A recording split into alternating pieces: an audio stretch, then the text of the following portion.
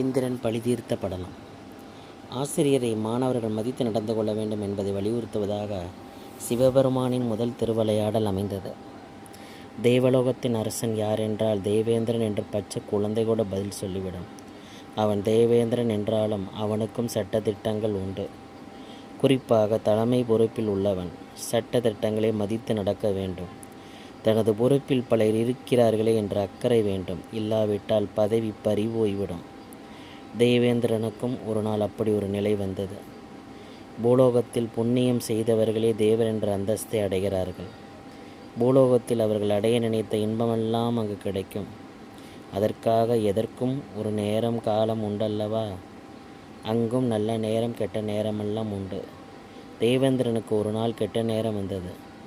பெண்களின் வடிவில் தேவலோகத்தில் தேவர்கள் கூடி கழித்திருக்க நாட்டியத்தை ரசிக்க அப்சரசுகள் எனப்படும் தேவகன்னியர் உண்டு. அவர்களில் ரம்பா, ஊர்வசி, திலோத்தமா ஆகியோர் குறிப்பிடத்தக்கவர்கள். அவர்களின் நடனத்தை ரசித்து கொண்டிருந்த தேவேந்திரன் பல அப்சரசுகளின் அலையில் மயங்கி லயித்து கிடந்தான். அந்த நேரத்தில் தேவர்களின் குருவான பிரகஸ்பதி அங்கு வந்தார். இவர் யார் தெரியுமா? நவக்கிரக மண்டபத்தில் மஞ்சள் ஆடை உடுத்தி வடக்கு நோக்கி ஒரு சிற்பம் இருக்குமே, அந்த குரு பகவான் தான். இவரது பார்வை ஒரு படத்தில் பட்டாலே நல்லது நடக்கும். அதனால தான் குரு பார்க்க கோடி நன்மை என்பார்கள். தேவேந்திரனுக்கு தான் கெட்ட நேரம் ஆயிற்றே. இல்லாவிட்டால் பொறுப்புள்ள பதவியில் உள்ள ஒருவன் பெண்களுடன் பொது இடத்தில் கூடி கழிப்பானா? மறைவிடத்து விஷயங்கள் பொது இடத்தில் நடந்தால் யாரால் கொண்டு பார்க்க முடியுமா? பிரகஸ்பதி தேவேந்திரன் நிகழ்த்திய கூத்தை பார்த்து அப்படியே கண்ணை பொத்தி கொண்டார். குரு பார்வையை மூடினால் நிலைமை என்னாகும் என்று சொல்லி தெரிய வேண்டியதில்லை. தேவேந்திரனுக்கு ஆரம்பமானது கெட்ட நேரம். பிரகஸ்பதி அப்படியே திரும்பி போய்விட்டார்.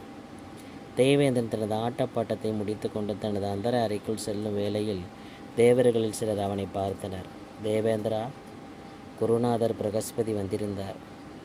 தாங்கள் அந்த நேரத்தில் இருந்த நிலை கண்டு கண் பொத்தி வெளியேறிவிட்டார். உடனடியாக அவரை சந்தித்து மன்னிப்பு கேளுங்கள்.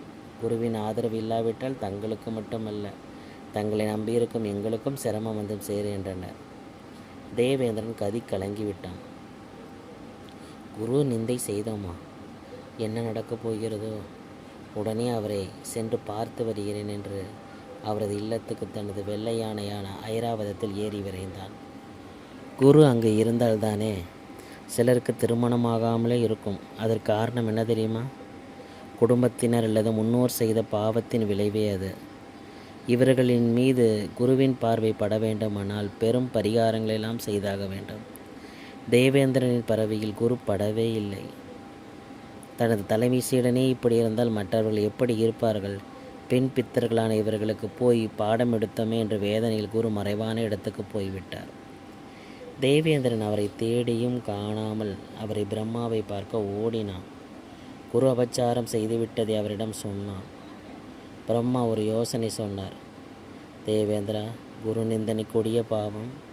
இதற்கு தகுந்த பரிகாரம் செய்தால்தான் அவர் உனக்கு தென்படுவார். அந்த பரிகாரத்தையும் நானே சொல்கிறேன், கேள். தோஸ்டா என்ற அசுரன் ஒரு மகனை பெற்றிருக்கிறான். அவன் பெயர் விஸ்வரூபன். அவனுக்கு 3 முகம். மிகவும் கொடியவன். அவனுக்கு ஆனால் ஆச்சார அனுஷ்டானங்களை சரியாக கடைபிடிப்பவன். அவனை உன் தற்காலிக குருவாக ஏற்றுக்கொள், வேறு வழியில்லை என்றார். குரு பார்வை இல்லாவிட்டால் கெட்ட நேரம் விடவே விடாது. இந்திரன் அதற்கு விதிவிலக்கா என்ன? பெரியவர்கள் ஒன்றை சொன்னால் அதை நம்பிக்கையுடன் செய்ய வேண்டும். தன்னிலும் உயர் பதவியிலுள்ள வேதநாயகனான நான்முகன் சொன்ன யோசனை இந்திரனுக்கு பிடிக்கவில்லை. தேவலோகத்துக்கு ஒரு அசுரனை குருவை நியமிக்க சொல்கிறாரே, இவருக்கு என்ன ஆயிற்று என்று எண்ணியபடியே சென்றான். இருப்பினும் அவரது யோசனையை செயல்படுத்தாவிட்டால் அவரது பகையையும் சம்பாதிக்க நேரிடும். மேலும் தேவலோகத்துக்கு ஒரு குருவும் நிச்சயம் வேண்டுமே என்ற எண்ணத்துடன் விஸ்வரூபனை சந்தித்து அவனை வணங்கினான். என்ன இந்திரா, தேவலோக அதிபதி என்னை தேடி வந்திருக்கிறாய்? என்ன விஷயம் என்றான். தங்களை குருவாக ஏற்க வந்துள்ளேன். தாங்கள் தேவலோக குரு பதவி ஏற்க வேண்டும் என்றான். விஸ்வரூபனுக்கும் இதில் மனமில்லை. அசுரனான நாம் தேவர்கள் குருவாக இருப்பதாவது, இருப்பினும் தானாக வலையில் வந்து சிக்கிய மானை விட்டு வைக்கலாமா? சிங்கமாக இருந்தால் இந்த தேவர்களை ஒரு வழி செய்துவிட வேண்டும். 7 உலகிலும் அசுரக்கொடி பறக்க இதைவிட அருமையான சந்தர்ப்பம் ஏது என்று எண்ணியவனாய் பதவியேற்க சம்மதித்தான். ஆக மாணவனுக்கும் மனமில்லை, குருவுக்கும் வஞ்சக எண்ணம் என்ற ரீதியில் தேவர்கள் அசுரர்களின் கிடுக்கிப்பிடியில் சிக்கினர். ஒரு வழியாக விஸ்வரூபன் தேவர்களுக்கு குருவானான். தேவேந்திரனுக்கு தன் குலக்குரு பிரகஸ்பதிக்கு செய்த துரோகம் மனதை அரித்து கொண்டே இருந்தது. அவரது அதிருப்தியில் இருந்து விடுபட்டு பாவம் நீங்குவதற்காக யாகம் ஒன்றை நடத்த எண்ணம் கொண்டான். தன்னுடைய விருப்பத்தை விஸ்வரூபனிடம் தெரிவித்தான். புதிய குரு விஸ்வரூபன் யாகம் நடத்த ஒப்புதல் கொடுப்பது போல நடித்து இதை சந்தர்ப்பமாக்கி தேவேந்திரனை கொன்று தேவலோகத்தை நிரந்தரமாக கைப்பற்றி விட வேண்டும் என்ற எண்ணம் கொண்டான். ஒருவருக்கு குரு பார்வை இல்லாவிட்டால் துன்பங்கள் தொடர்ந்து வந்து கொண்டே இருக்கும். தேவேந்திரனுக்கும் இந்த யாகத்தின் மூலம் பெரிய துன்பம் வந்து சேர இருந்தது. யாகம் துவங்கியது. விஸ்வரூபன் யாகத்திற்கு தலைமை வகித்தான். யாக குண்டத்தில் நெய்யை வார்க்கும்போது தேவர் குலம் தலைக்க வேண்டும் என்பதற்கு பதிலாக அரக்கர் குலம் தலைக்க வேண்டும் என்று சொல்லி நெய்யை ஊட்டினான். மந்திரங்களை மனதிற்குள் உச்சரித்தான். அவன் என்ன செய்கிறான் என்பதை யாராலும் அறிந்து கொள்ள முடியவில்லை. தேவேந்திரன் சுதாரித்து கொண்டான். தன் ஞான திருஷ்டியால் எதிரே அமர்ந்திருக்கும் விஸ்வரூபன் குரு என்ற போர்வையில் தனக்கு எதிராக மந்திரங்களை உச்சரிக்கிறான் என்பதை தெரிந்து கொண்டான். அவனுக்கு கடும் கோபம் ஏற்பட்டது. தன் வஜ்ராயத்தை எடுத்து விஸ்வரூபன் மீது வீசினான். இந்திரனின் வஜ்ராயத்துக்கு தப்பியவர்கள் யாரும் இல்லை. விஸ்வரூபனின் 3 தலைகளையும் அது கொய்தது. அந்த தலைகள் 3 பறவைகளாக மாறி வானில் பறந்தது. எப்படியோ விஸ்வரூபனின் ஆவி பிரிந்து விட்டது. ஏற்கனவே பிரகஸ்பதியின் சாபத்தை பெற்றுக்கொண்ட இந்திரன் இப்போது புதிய குருவான விஸ்வரூபனையும் கொன்று விட்டதால் பிரம்மகத்தி தோஷம் கொலை பாவம் பற்றி கொண்டது. ஒருவருக்கு பிரம்மகத்தி தோஷம் ஏற்பட்டால் அதற்கு மாபெரும் பரிகாரங்களை செய்தாக வேண்டும். அந்த பரிகாரங்கள் எல்லாம் தேவர்கள் செய்தனர். இதன் மூலம் அந்த தோஷம் நீங்கியது. ஆனால் அசுரர்களின் பகையை அவன் அதிகமாக சம்பாதித்து கொண்டான்.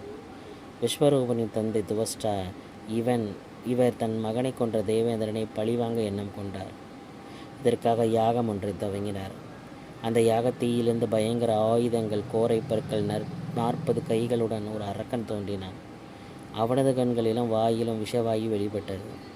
அவன் துவஷ்டாவை வணங்கி நின்றான். தலைவனே, உன் கட்டளைக்கு அடிபணிந்து உன் முன்னால் நிற்கிறேன். உனக்காக நான் என்ன செய்ய வேண்டும் என்று கேட்டான். அதற்கு துவஷ்டா,